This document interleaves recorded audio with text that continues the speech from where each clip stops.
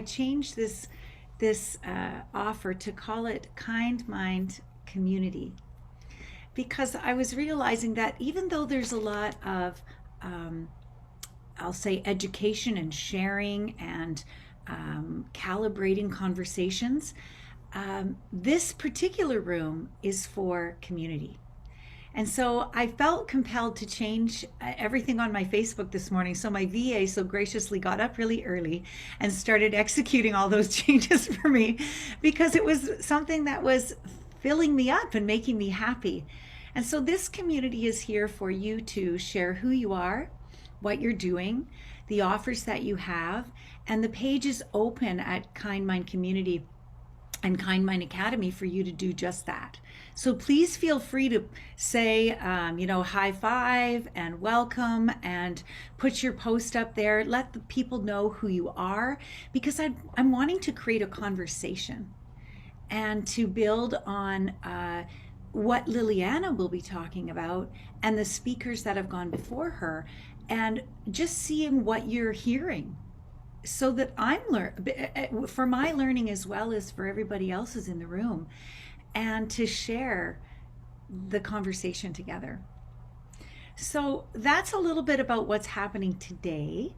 And without further ado, my lovely Liliana, we had an opportunity to talk about a month and a bit ago. And I was so full of conversation and insights that I had a whole page. Whoops. I had a whole page written down of all the insights that I was listening to through what was such a beautiful conversation between us. It was our first time meeting, and we had a Zoom room, and we just had connection. And I want to offer this beautiful experience of Liliana to you today. And I'm going to start by just opening up the conversation for her to say hello. And in a rather informal way, I let wisdom do the talking for us. And she'll have a conversation, a topic called Curiosity Saves the Cat. And that's going to be new to me because we didn't discuss it. And it's going to be unfolded right here for everybody today. And I've got a lot of facts and figures about you, credentialing and information, but I think more importantly, I'd love you to meet the human, this beautiful woman that I met and connected with and now call a friend. So thank you for coming and welcome to the room of Kind Mind Community. Well, I'm so happy to be here, Kelly, and everyone. I want to thank you, Kelly, for inviting me in this very special space. That it feels like a community to me from across the pond. And I'm in London, but I'm Italian. I've been in London for 33 years, but I was born in Italy. And your community feels very special. And I think it's lovely called it kind community because you are a very, very kind lady. There is kindness coming out of you every time I see you and I hear you. So thank you for having me. And I want to thank everyone who took the time to come today and those of you who will take the time to listen to this, to the recording. So I feel very honored, and my wish is that whatever's going to come out of me is going to have some relevance for you, and in some way maybe you'll hear something that's going to make your life easier if you want it to be easier, and it's going to alleviate your suffering if you're suffering, and maybe it's going to give you insights on things you've been wanting answers or insights on. So I love for this to be quite informal and open, and for you to, for us to explore things together. So please feel free to ask questions. I do have a topic, but I have it because I like to bring something that is fresh to the talks I give, and that I'm kind of connected to in terms of, you know, what it is and what I'm seeing about it. But what we are talking about and what we are bringing is basically what the teachers before me and after me will bring in their own way is good news. Good news.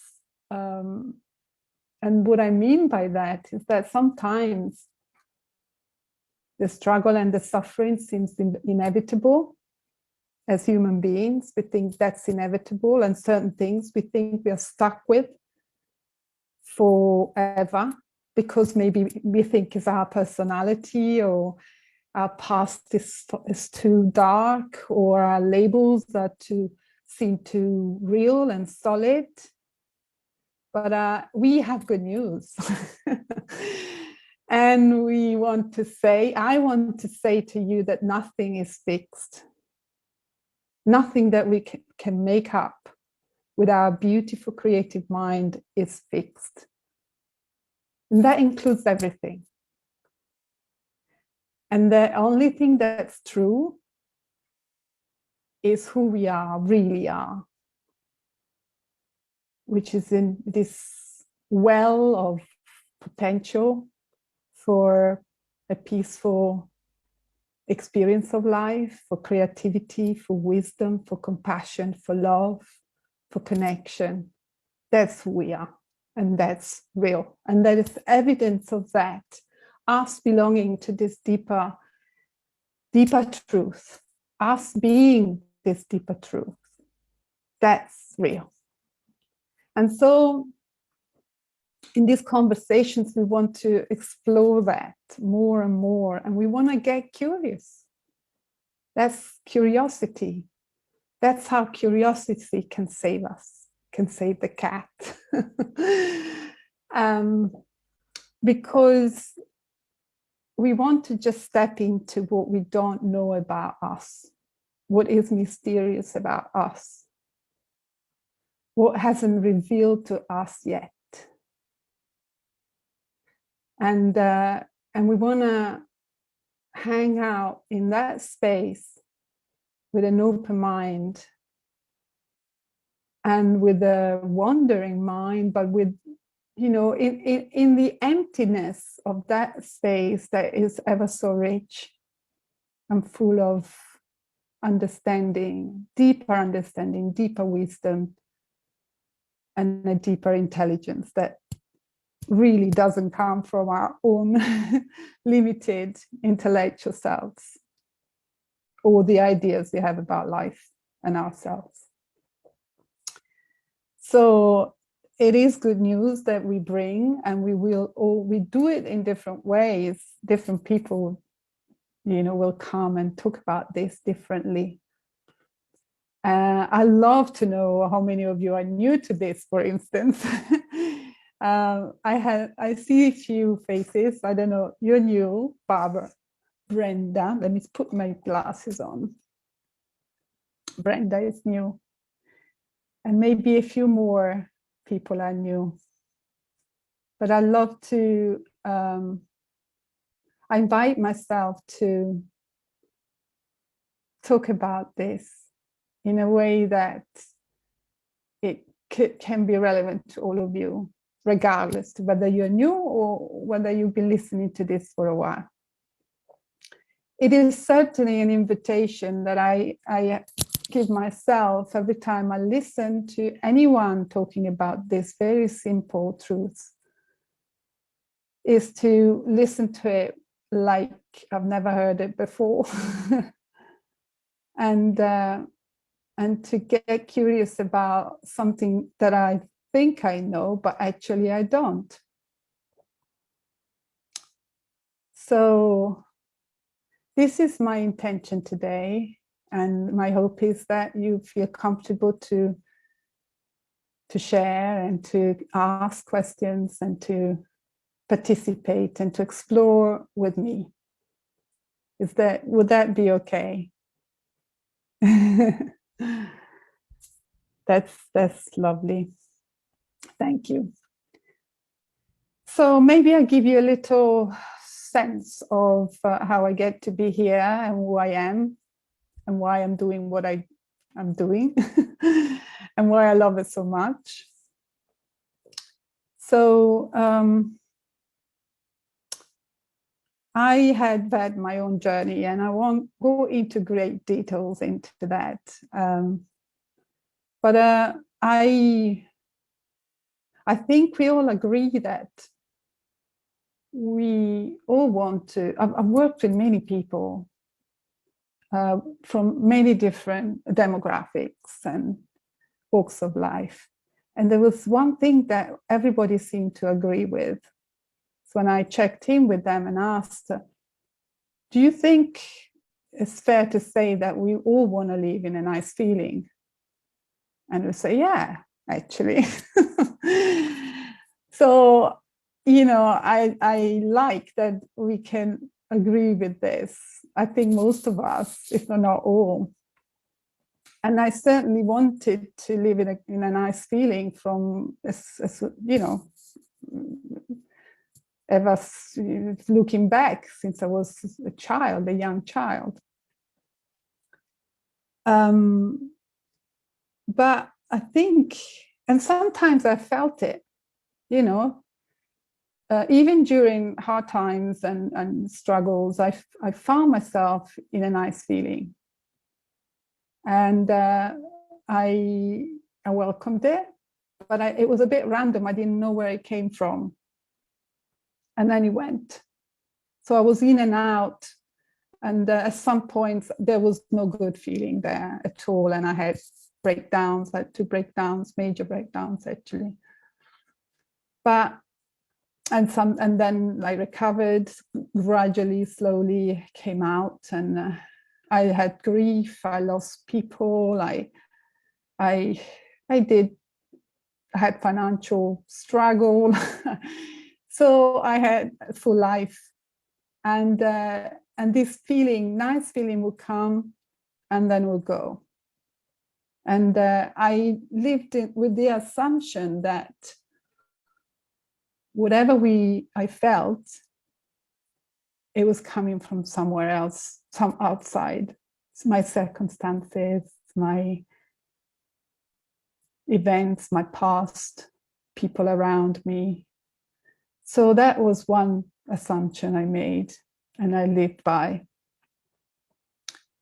And then there was another assumption that I had to do something about it. I had to get busy, and I had to, find a way out there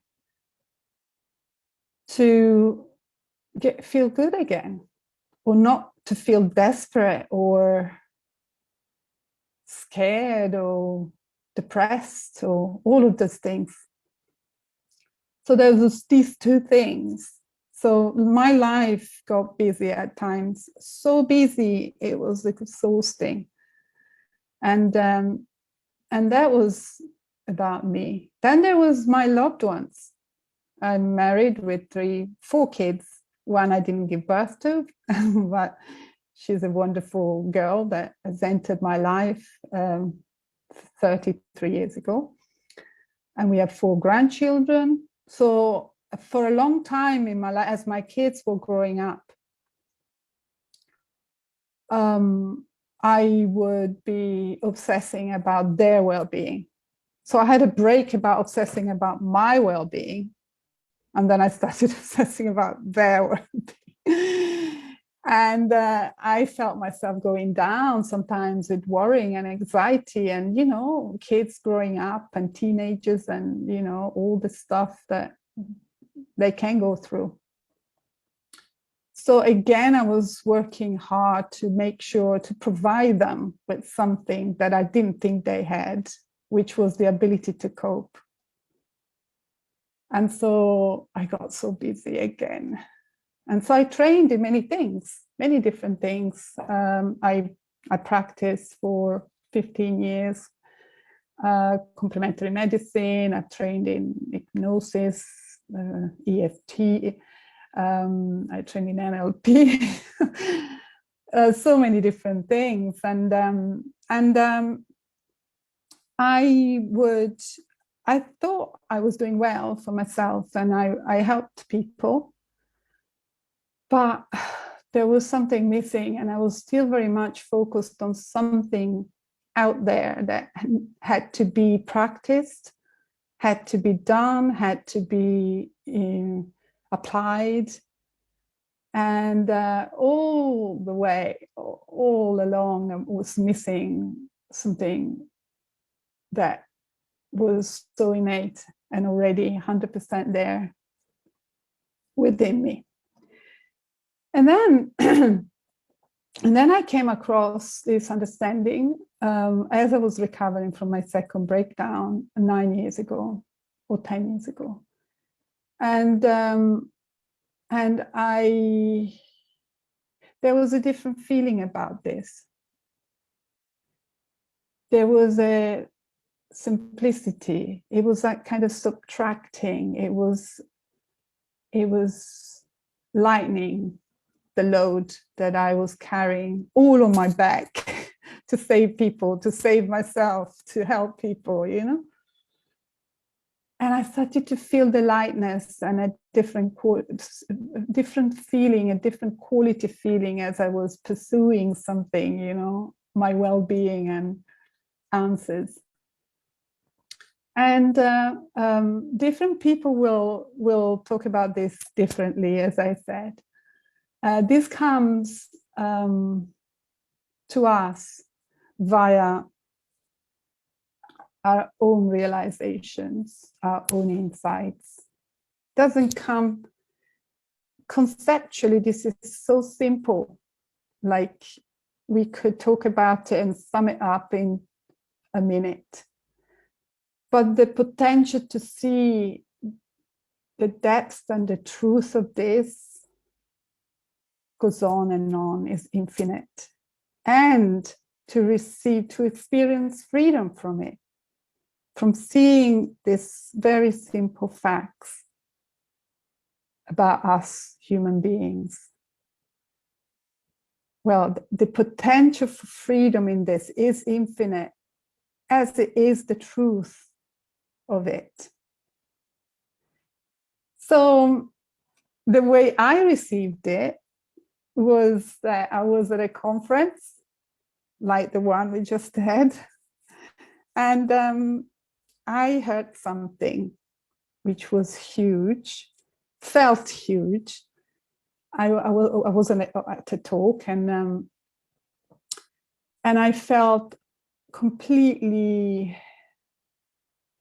I was completely hit by something massive, which somehow I heard it before conceptually. Okay, I had heard it before from other people who were spiritual, and conceptually I had heard it, and it was like it's all within, and we are part of this greater whole, and we are this intelligence behind nature. It's all within us.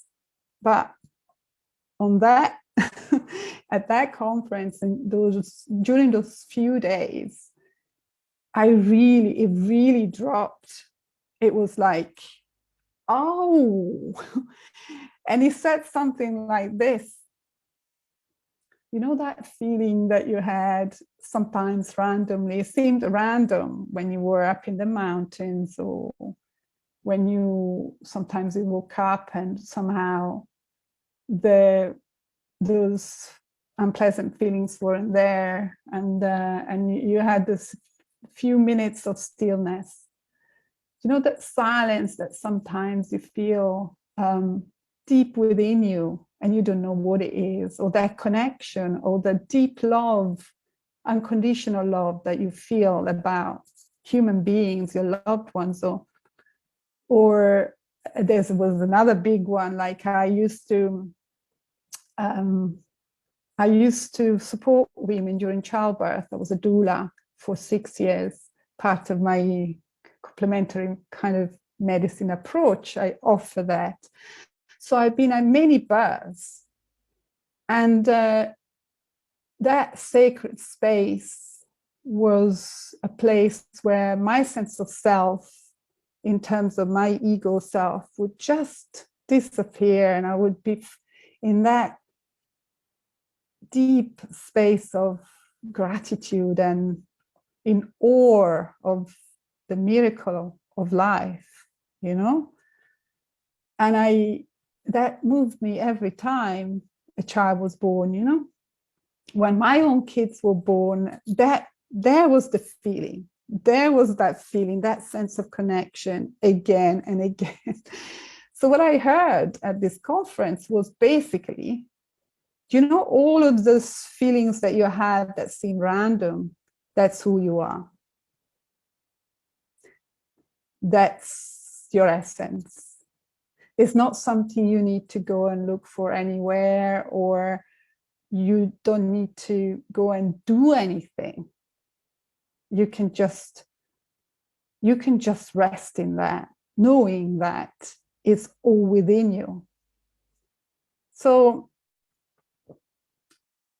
that was massive for me. And as I said, it's understanding or having an insight on this, on the three principle understanding is different, happens differently for each one of us. Okay, that's how it happened for me. So I had that, but then it made me kind of settle. And then I heard something else.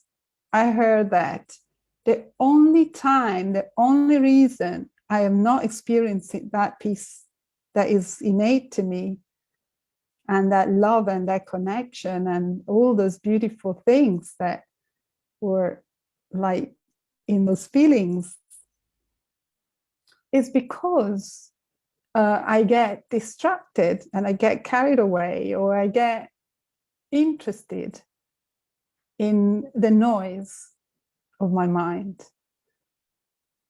And when that happens, I just am compelled to get involved with the noise. I'm compelled to, hang out with the noise, expecting it to go away. It's a bit like when we shake a snow globe, yeah, and we want to see that beautiful thing inside. This is a metaphor that we use, but we shake it and we're expecting to see the beautiful. The only way we can see the little figurine inside, if we put it down and let it rest, do nothing with it, and then everything becomes visible. And the clarity that we are, that water, there's clarity in that water, kind of is there to be seen and experienced. So I started to have an understanding of how my mind worked and how we can only experience what's going on in our minds, even if we have that peace, that innate, peaceful, connected, you beautiful beings that we are. We are that, but then we are not experiencing that because we get very interested and involved in what's going on up here. And that is what made the appreciation of my truth essence become more of a fundamental experience of life for me. So instead of it being random, I started to appreciate that was true, even when I wasn't experiencing it. Even when I was like distraught again, anxious again, worried again. But I thought, no, that's true, because whatever's going on in our mind is a creation of this beautiful gift of thought that actually comes from the same intelligence, by the way. It's not just a random thing that we're born with. No, it's how we get to be human, via the power of thought that is a divine gift, which comes from the divine essence that we are. And then we spend our life misusing it, not appreciating that actually is a gift. And we spend our life arguing with it and not actually receiving it and with kindness and unconditional love and gratitude, because without it, we can't be human. So we think, we experience what we think. We are designed to do that. It's a divine design. But if we don't know that, even if we think we live in the belief that is a curse, which we do sometimes, oh, this head is sad, it's so busy, cursing it. Instead, I started to think, oh my God, even if I'm really uncomfortable and unhappy, I'm just using this amazing tool that is this intelligence behind life which is where I'm from, what I'm from, where I'm from, and who I am. It's like he's giving me from birth so that I can be human. So my life changed, really, really changed. And all areas of my life. So if you want to ask me, oh, what happened to your relationship with your 33-year partner, who I'm still with, who I thought I was going to divorce many times during the years, it has changed. It has brought me,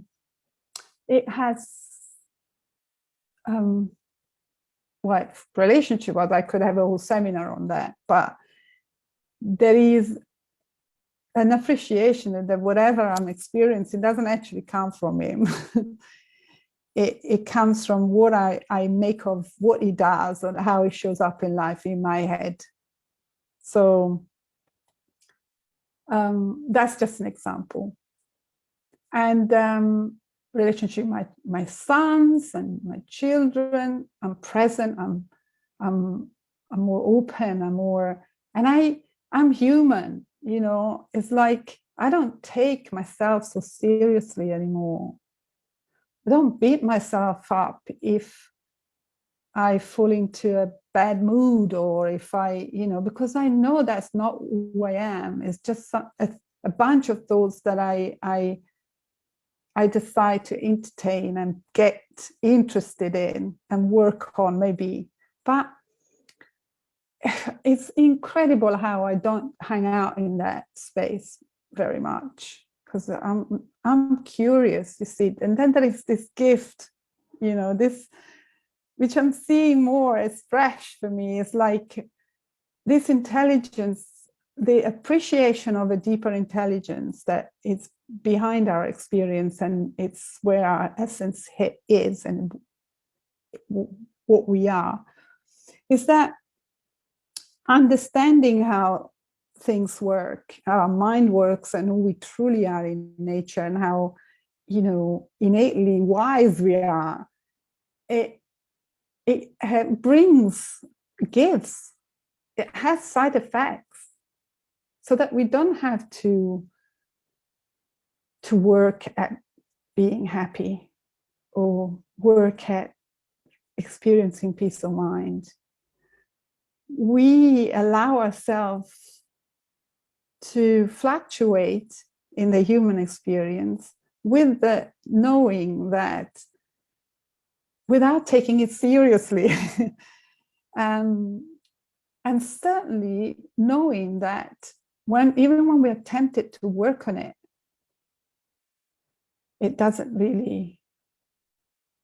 make sense.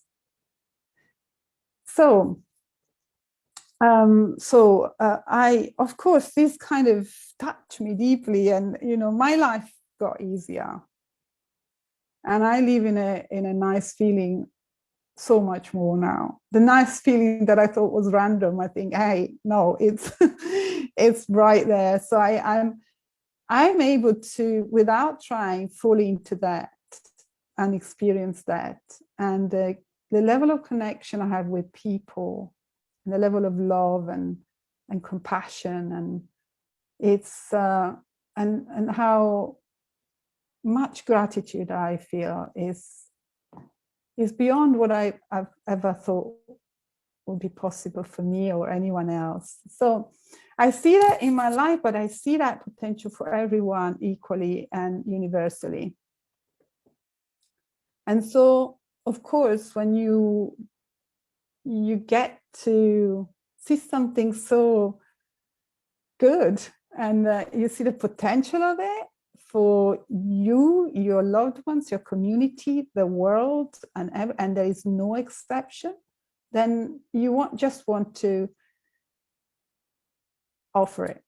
And that's what I've been doing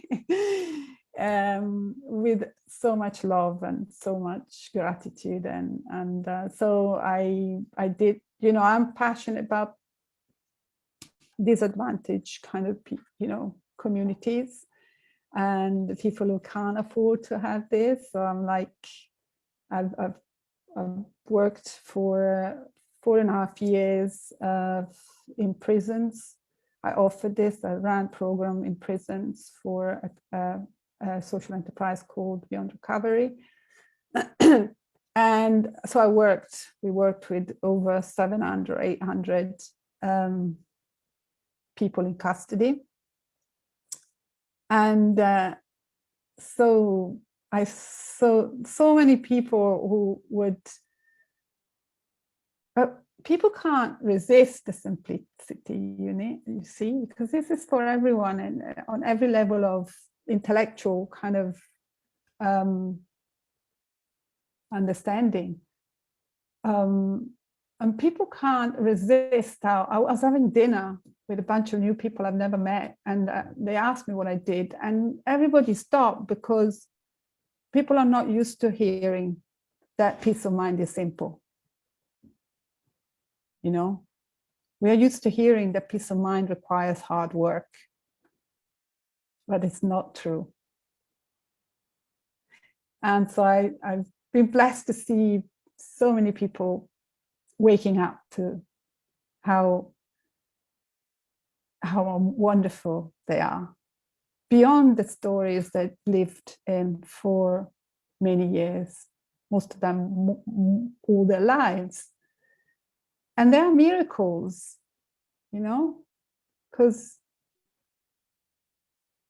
because we're so used to write off certain,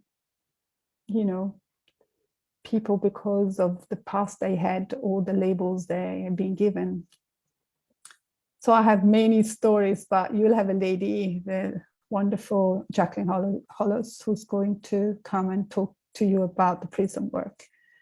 But I've been involved in that, and now I've been delivering in the community for an organization called The Slice of Happiness, who was founded by Powel, who's on this goal.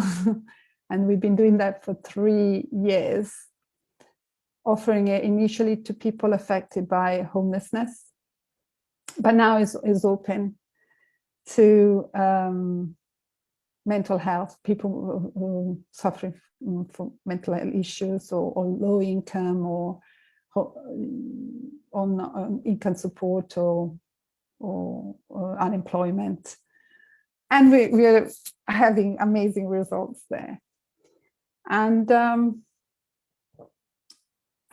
I just founded a social enterprise called The Big Simple, who is offering this to young people going through the care system, or care leavers, so that we can catch them and kind of wake them up to this before they go out and and look for that well-being somewhere else other than themselves. And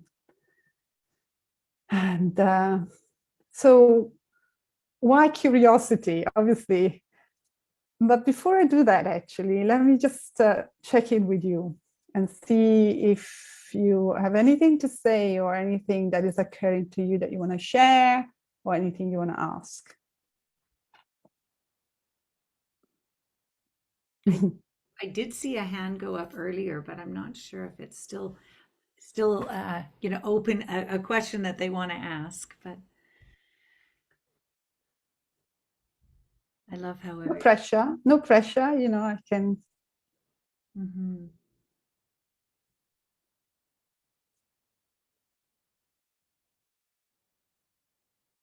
It's okay.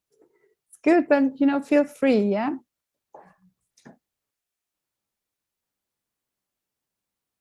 Yeah, whenever something comes up, if you feel inclined, just put your hand up if you know how to do that with the reactions up below. And Lilianna will be able to. There's Rosalia. Hi, Liliana. Thank you so much for coming on. I really appreciate you sharing from your heart. I do have a question. With you being married 33 years, having 4 kids around, and coming into the principles, does your family, are they open and get the principles, or are you staying in your piece you talk about all on your own? It's a lovely question, and so it's funny because whenever I found something that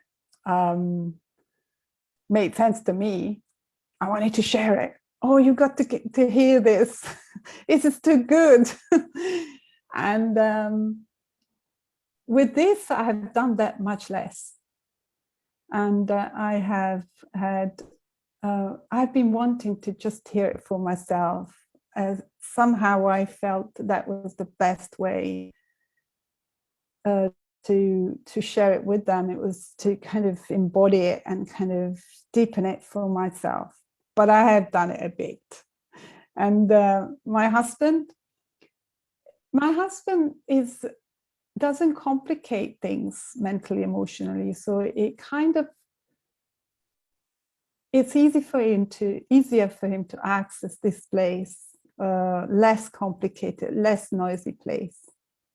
So I watch him and look at him and think, I appreciate how this understanding is true for him as well.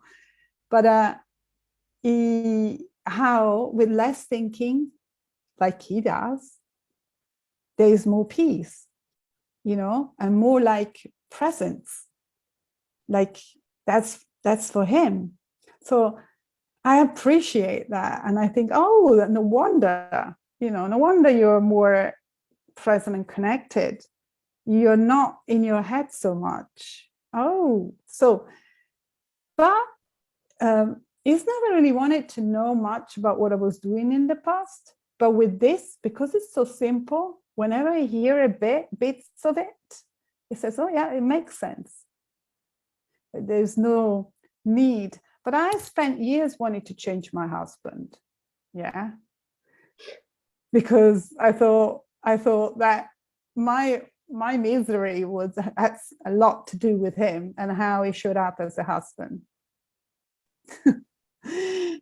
Years. And then I thought, okay, if he can't give it to me, I'll look for it outside in terms of trainings and all the things that I did outside.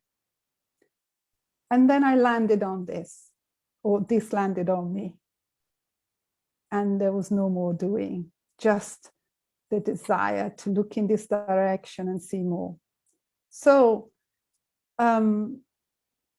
what happened to my marriage is quite incredible, because suddenly I had a husband that I was discovering, that I hadn't seen, because I had all these ideas of who he was and what he should do or shouldn't do.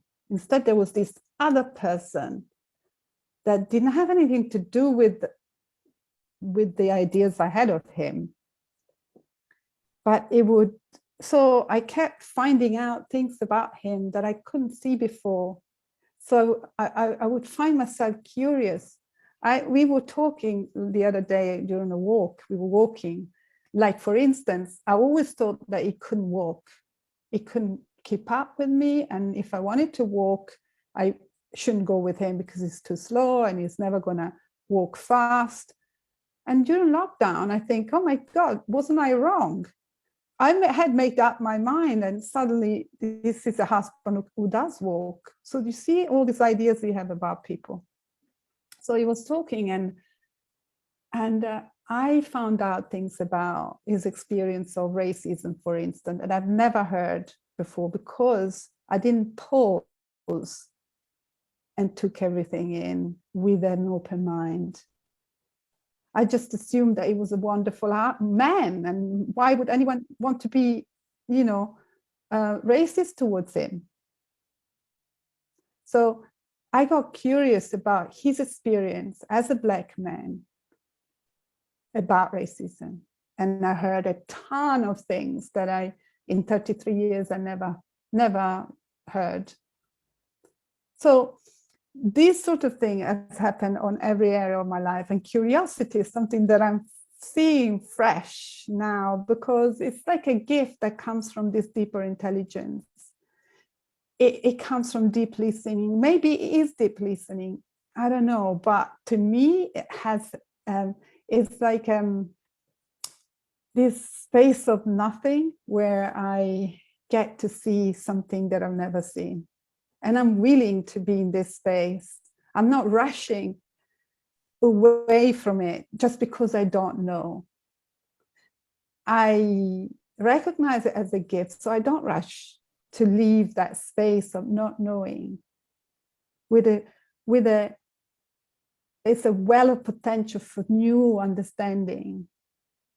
I hang out in that with curiosity, which we associate to being a childlike thing. Yeah, children are curious and look how quickly and fast they learn, and they're not entertaining their ideas about that thing they're learning.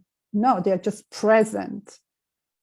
They're not comparing it with what they already know. They're present and open and like sponges.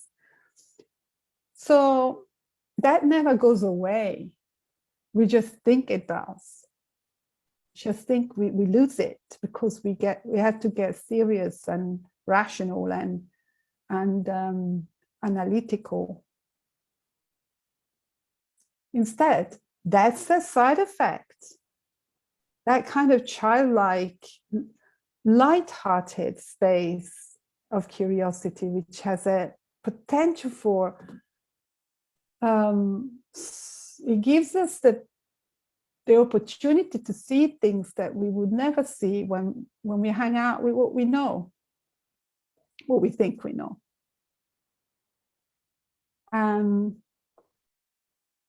Sorry, I probably need to check in if this is relevant or if this is answering your question. No, this is, yeah, it's relevant. Yeah. Yeah. And yes, and going back to the rest of the family, I can't tell you, my sons, one of them is very interested. One of them pretends he doesn't really care about this, but it sucks it up.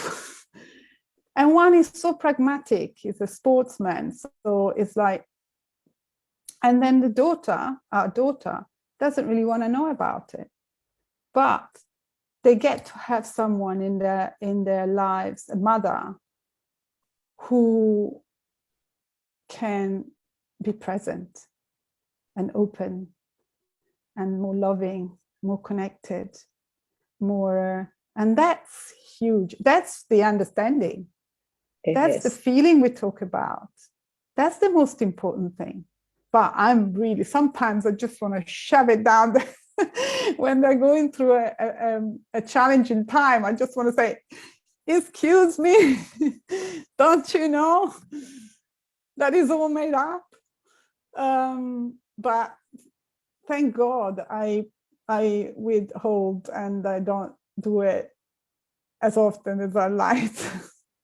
But they get it. They get the ripple. this has major ripples everywhere, on everyone around you, but on our world. This has the potential to change the world.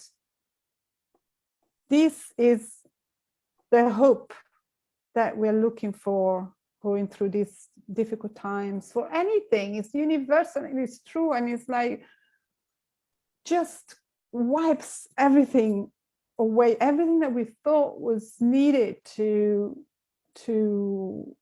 solve problems, and all the ideas we're so committed to go out the window, and we are in an empty space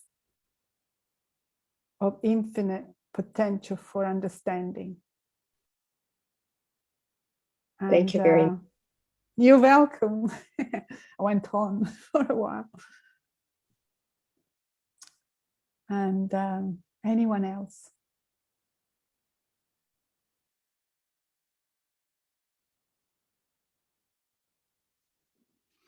I have a lot that's coming up.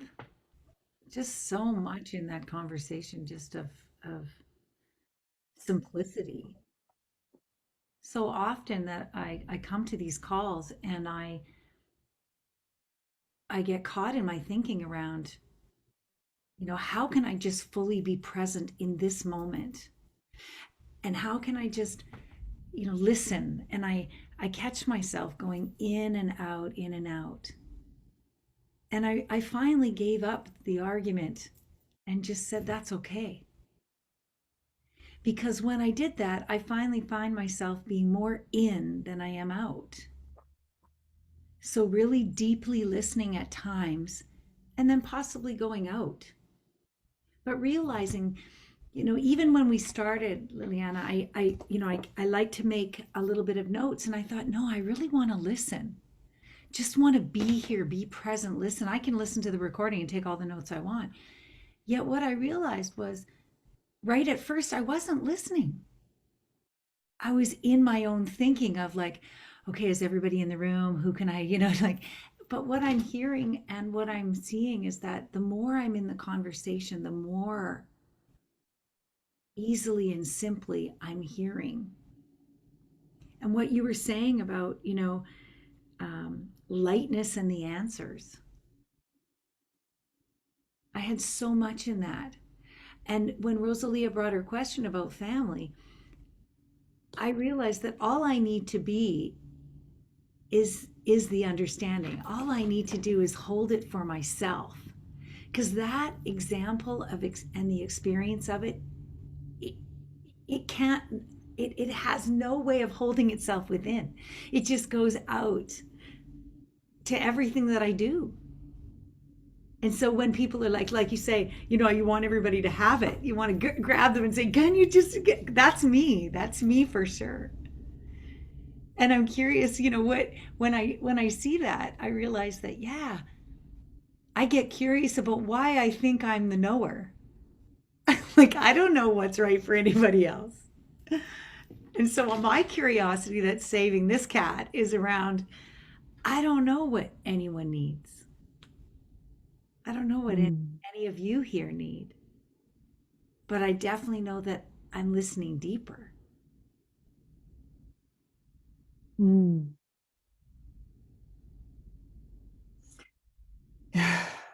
I really love that you are pointing to the not knowing what everyone else needs, you see. And I think this has I meant it when I said this can save life. Because we can end up living just about coping with our experience if we don't know this. And that's what I was doing most of the time, with some bouts of a nice feeling that I thought was coming from somewhere else out there. And I remember this lady, and I wrote a post actually to post it because the whole thing about curiosity came up, and she came to one of my web seminar. And she was new to this. So she sat down and listened to our conversations. Most people had already heard something and they were not new. She was new. And she stayed for half a day because she had to go back to work. And she looked confused at one point, and she said, I don't understand this. And you mean to tell me that all those years of suffering, all those years of psychotherapy and medication, you know, all that kind of digging into my past. She was physically abused and mentally and physically abused. You mean to tell me that digging into it and trying to solve it at that level, there's something else that I don't need to do that? So she was confused. And as I listened to you, she said, I have a sense that there is something that I'm not seeing, that if I see that, looking into the past doesn't make sense anymore. Yeah. What is it? She was saying, what is it? Because she was so new. But she started to be curious. Those ideas she had about herself, and this is how I describe it, they were like a vacuum pack, you know, when the air has been sucked out and the packaging is tight around whatever is around, you know, no air, nothing, and it's tight.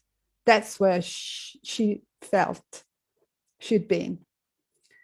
And the packaging was made of all the ideas she had about herself, about being damaged, about being beyond help, about being different, about being beyond help, or she had written herself off in that tight experience of herself, with that consciousness was tight around her and it was painful. So whatever she heard, then she couldn't stay. So whatever she heard, it was like it pierced that package, the vacuum pack, you know, and a tiny bit of air started to go in, fresh air that hadn't been there. So a little bit of movement started to happen for her. Then I discovered it later that that's exactly what happened. She got curious and she thought, is that true? Is that true? Or is there something else that I'm not seeing? And she did this journey a bit, the three principle journey, and she moves away, and we haven't been in touch, but I do know that she questioned everything she thought was true about her and how damaged she was, because she heard something. The truth about this has the power to pierce through any layer of made up, any idea, made up idea, that it can be, it feels so solid and hard and impenetrable. But the truth can pierce anything, because it's a universal thing. It's not an opinion. I didn't make it up. Even Sydney Banks didn't make it up, but he found a beautiful, simple way to explain it. Simple words. We need simplicity. And with simplicity, with understanding and love, we can pierce through anything. And so the movement can start, the breathing can start, life can start to experience itself through us without the pain. And sometimes with the pain, but with the knowledge, with the deep knowledge that we are not the pain and we are not the ideas we temporarily buy into. We are the magnificent creative force behind those ideas. And we can create anything. Anything. And knowing that we can create anything, and we can shift at any level of consciousness at any point, any time, when our thinking kind of shifts, because it does, it does. You try and hold on to a thought that's giving you pain. You can't.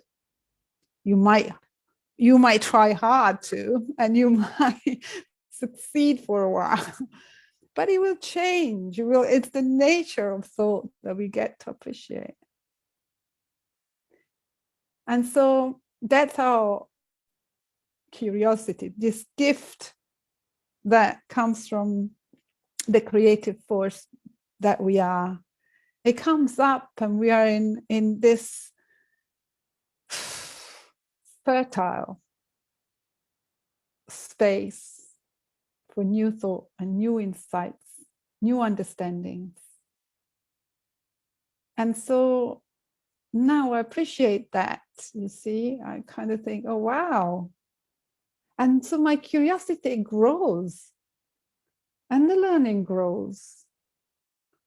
And I feel excited that I can, every minute of the day, I can learn something new about my husband who I've been with for 36 years, or anyone else. So I can sit down and listen to my sons, who I think I know because I gave birth to him, and there is a wealth of mystery about him which I'll never grasp, and thank God for that. And I can sit down with someone who's desperate and in pain and written off and sentenced, and I can hear with a curious, open mind beyond what they're presenting that seems so real. And beyond that, there is only love, to be honest. That's another side effect. It's not a side effect, actually. That's it. That's what we're talking about. You find yourself in a feeling of love for yourself, for the world, for your neighbors, for your husband more often. It becomes a place that you are more familiar with rather than a random occurrence. It becomes a place, it becomes you. It is you.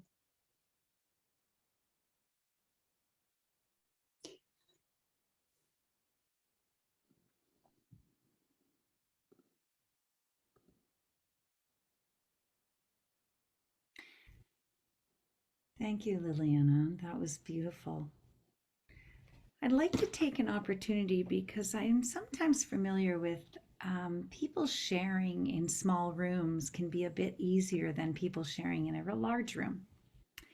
So I thought for the purpose of sharing today, we could go into small rooms for about 10 minutes and just share what you've heard with each other. And then we'll come back. And what I find is there's sometimes, not always, but sometimes a lot of questions that come up from that exploration. And Liliana, do you want to pop into the rooms? And Of course. I'm just going to open the windows a bit because it's getting dark here. Okay. so I'm going to set you guys out. And for those of you who'd like to go into the breakout, then we'll do that. All righty. Here we go. And we'll come back in about 10 minutes. We'll see you then.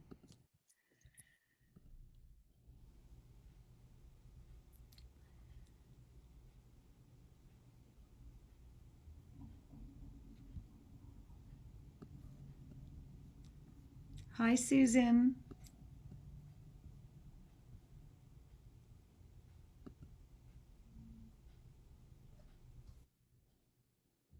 Kelly? Hi. Oh, hi. Hi. How are you? Good. How are you? Did you want to go to the break? Oh, no, I'm feeling a bit shy. Are you? Well, Yeah. talk to me. Oh, okay. What did you hear about today? Oh my gosh.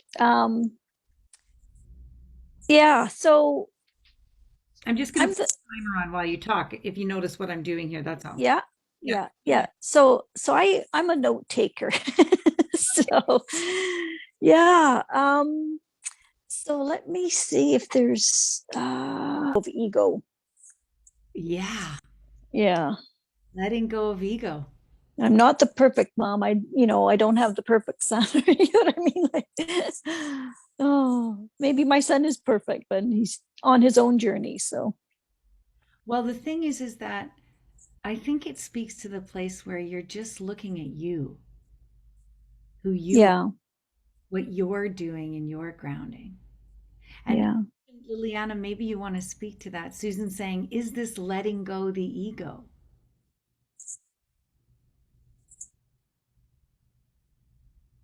And you're muted, just so you know. Yeah, that's certainly how it feels like. And I was so judgmental about my ego throughout my life. As soon as I had a sense of what ego was, I thought, oh, that's a bad thing, you know.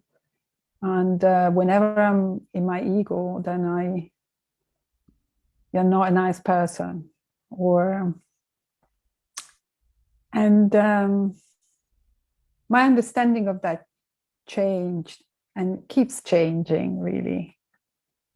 And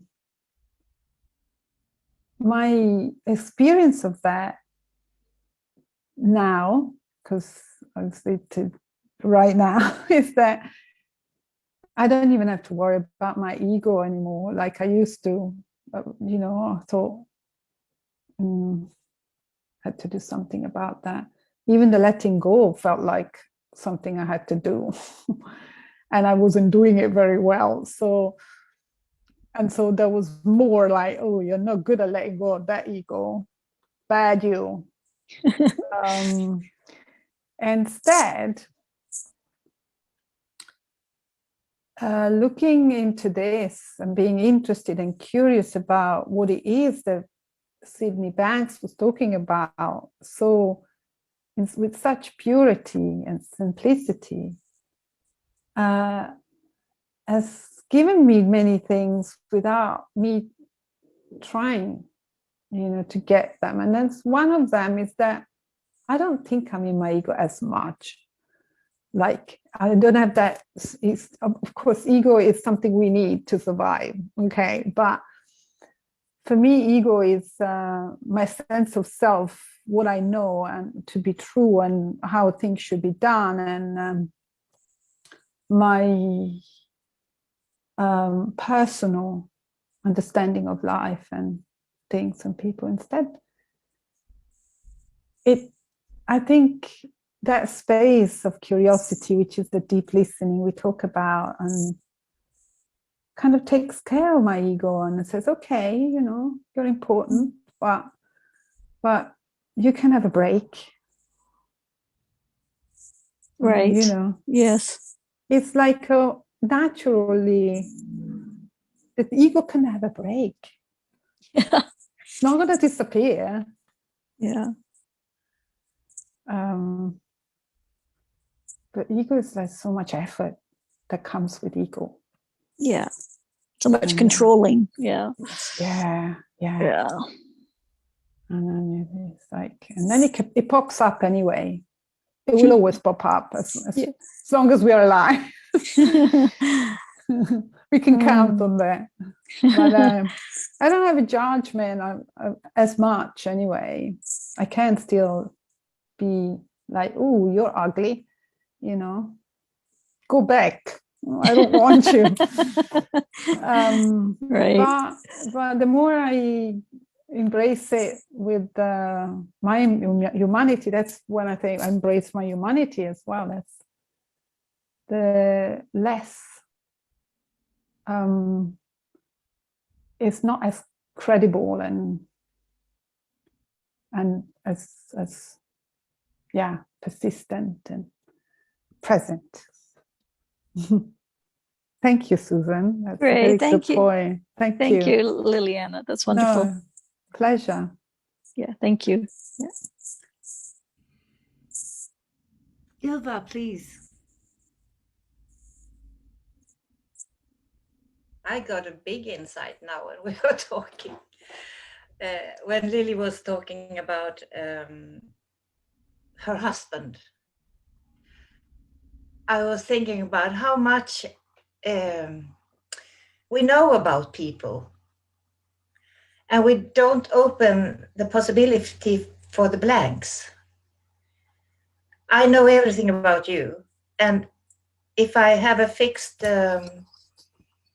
picture of who I'm talking to, I'm not letting the person show him or herself from a new view. And for me, it was really big to not make a label on a person or think I know who that person is. And then I got a big insight. I don't know who I am. When I wake up in the morning, oh, I'm the one with low self-esteem. When I look in the mirror, I know exactly how I look like, and I look for the things I know that I don't like, maybe, instead of being curious and see who is that looking back at me from the mirror. So for me, it was a big insight.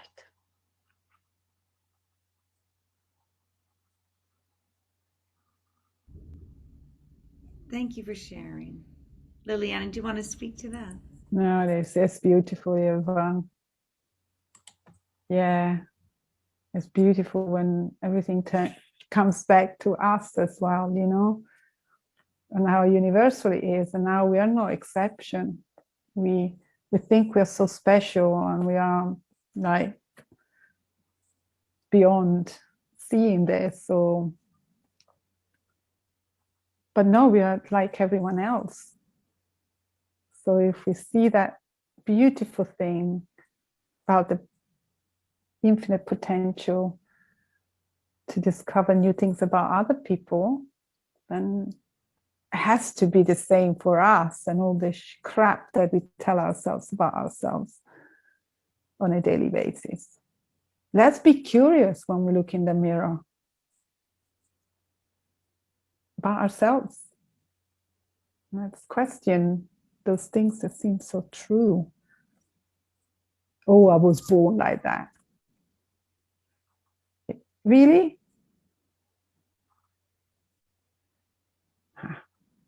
Oh, my mother and father, my mother was like that, therefore. No, let's be curious. Who am I? God, I got goosebumps just that question. Who am I? You see how open that question is? There is a massive space there. And it's exciting. Not scary, it's exciting. Who am I?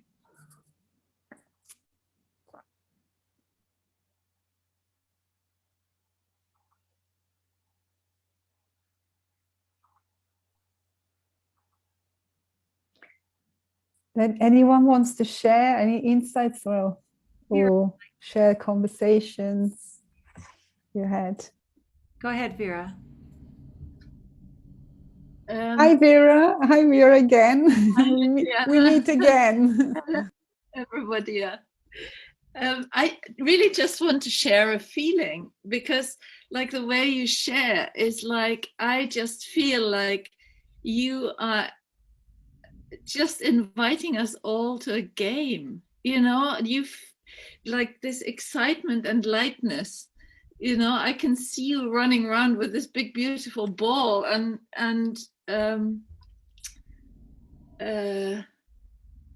it's just super delicious. It's really like an approach that can sometimes so easily land in my head, where, you know, before I know it, I'm in analyzing and blah blah blah. But right now it just feels yeah, every next move is just where it goes, and the feeling is just of playing together and exploring and like hide and seek, or and just having fun in seeing who we are. And thank you for that. It's a big gift.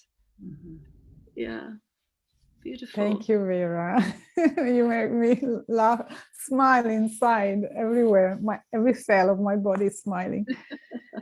I feel the playfulness and that feeling. And Caroline was here. We work together a lot. She says that she can always tell when I'm becoming playful during a program. So that, thank you so much for feeding that back. It's a massive compliment. Thank you. Mary, please. Hi. Again, this is I felt like I have kind of bumped into a bit of a treasure today, joining all of you. And there has been something on my mind, and after listening to Lilianna, I would like to explore that a little bit. I love it when you call that just get curious. And I want to get curious because I see again in this room, for instance, we are all kind of in our second half of our life. And we are also, I feel so, aspire to help the young people. So I feel like I have an insight, but maybe I don't. And I would love Lilianna to kind of expand on that a little bit. It's like, is this the season of life that we're more able to hear? But then again, when you work with the youth, where do you begin? Or just be yourself? I mean, I feel like because I work with, but not in this particular kind of setting, but I am a faith formation, a youth faith formation educator in our church, and there were times I had an opportunity to just kind of talk about the nature of thought. Just we're such creative thinkers.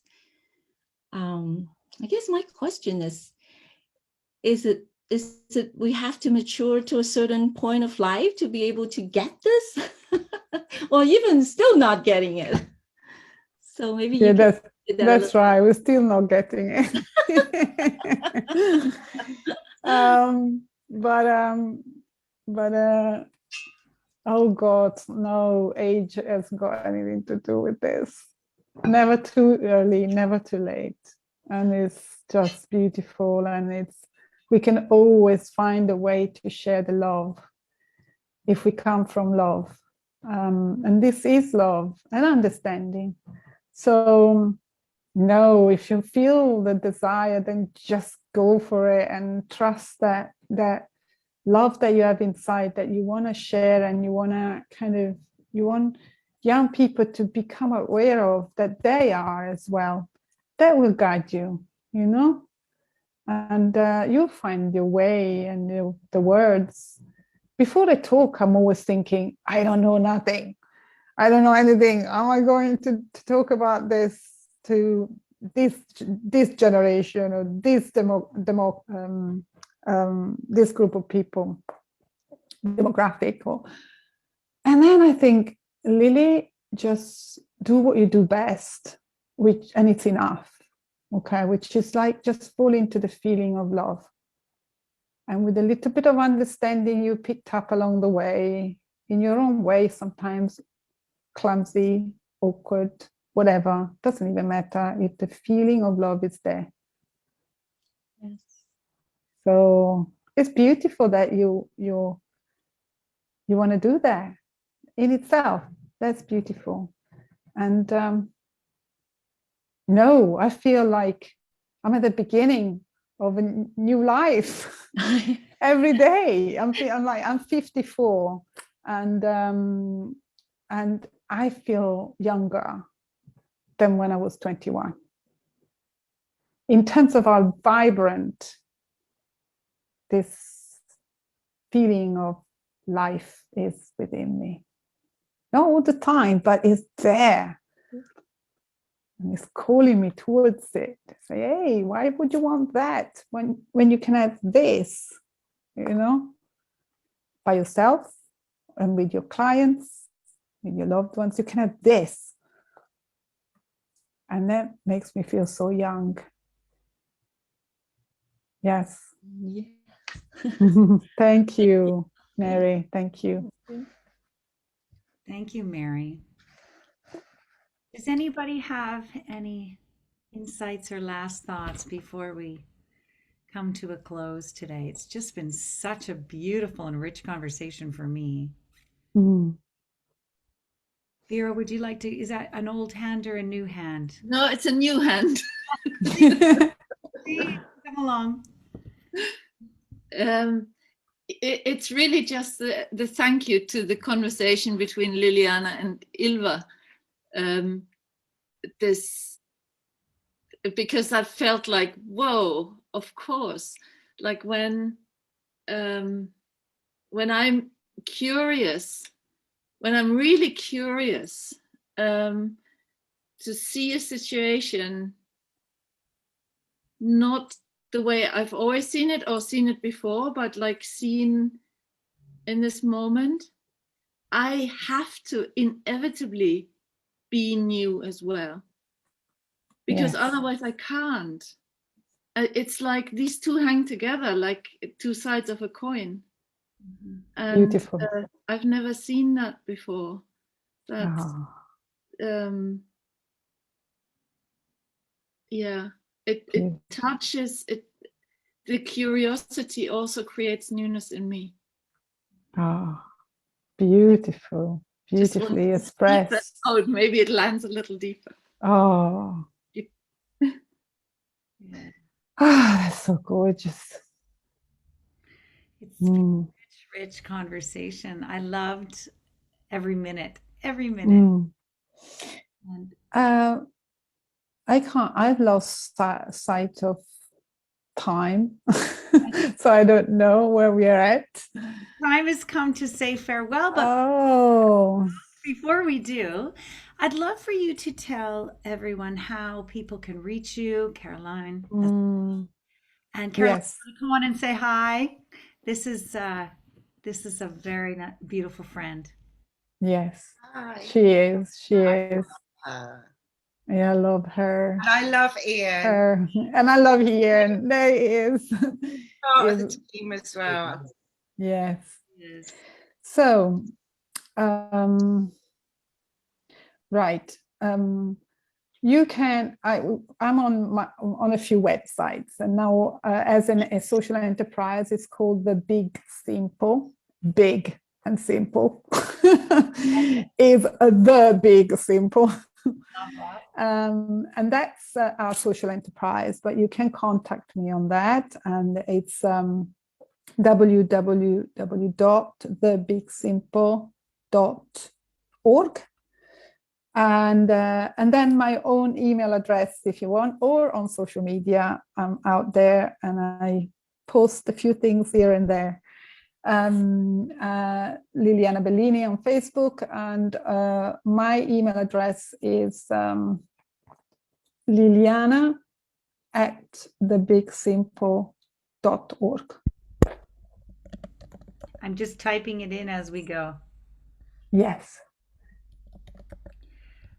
All right, folks.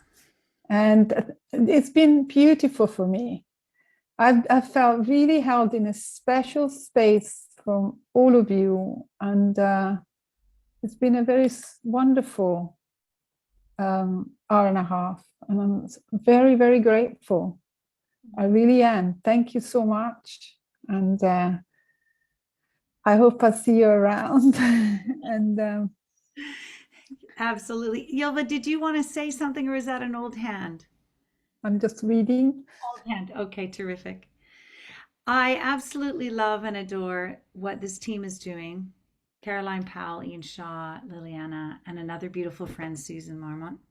And I just want to say that I've been hosting these conversations for a while, and I felt very impacted by the conference where they shared who they are and what they're doing, and supporting those that don't necessarily have what everybody else has, but they have it within them.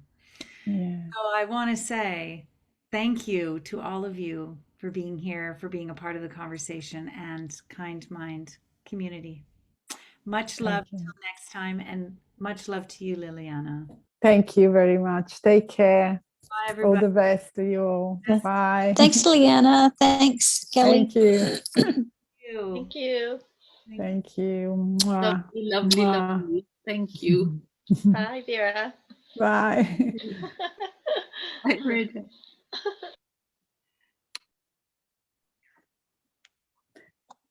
Am I supposed to stay on? No. I just want I to can say, go. I absolutely adore you, my friend. Thank you so much for participating the way you do.